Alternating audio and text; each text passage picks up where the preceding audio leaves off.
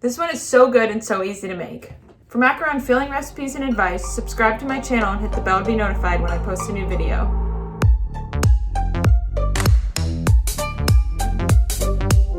This is Michelle from Michelle's Macarons, and this is my hot chocolate macaron filling recipe. If you haven't made macarons before, stop watching this video and go check out this video where I give so much detail on how to make these, and I literally tell you how many times to fold.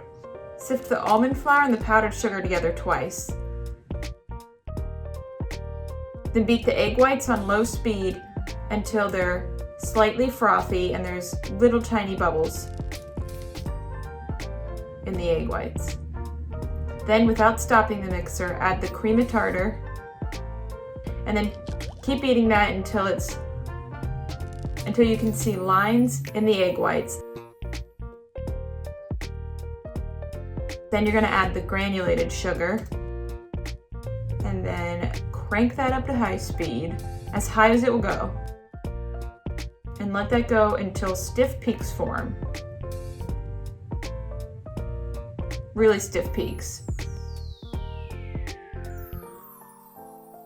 It should clump up in the whisk attachment. Yeah, that looks good. I have another video that explains all of this in great detail, so go to that video. Sift a third of the dry ingredients and fold 10 times.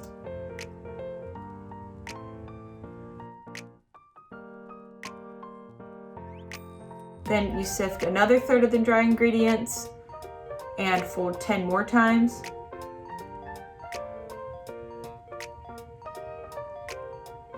Then sift the last third and fold 20 more times.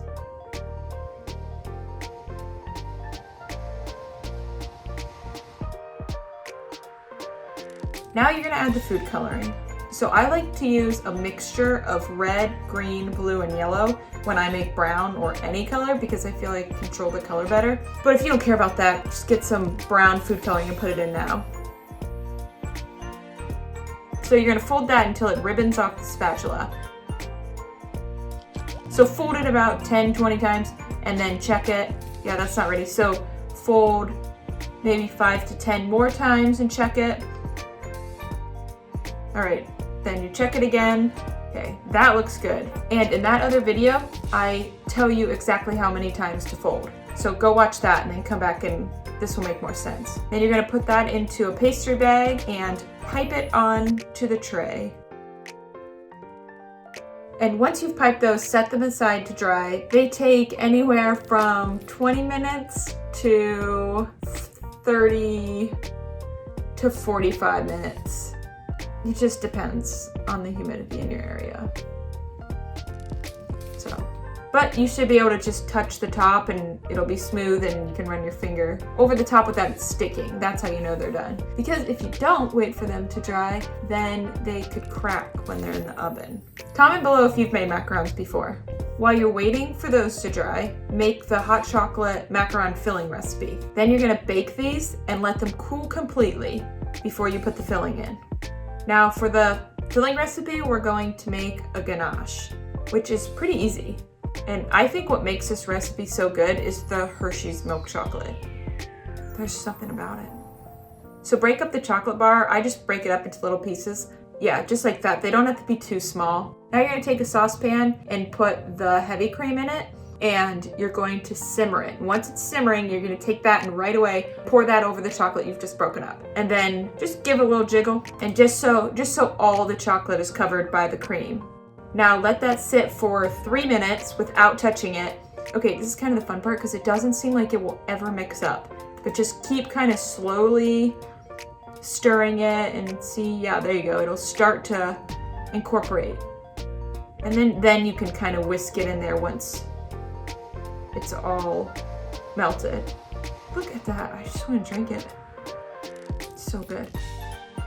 So then cover that and put that in the fridge, and by the time the macarons are done baking and cooling, it should be about ready. It should be hard when it's ready, so not too hard. It'll be like malleable, but try to catch it when it's like still kind of soft but not too runny. Then put it into a piping bag and put that back in the fridge until it's firm enough to pipe. So I like to pair mine up and put them in perfect little rows. But you don't have to do that. So piping the filling, just pipe it around the edge and leave a little bit in the center. Oh, because I forgot to tell you, we put a little marshmallow fluff in the inside.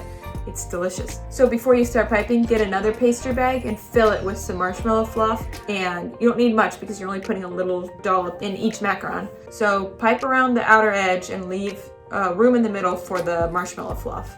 Yeah, and just put a little bit, you don't want too much. Here you go. Okay, so I regret that. So I didn't do that one great. You know, who cares?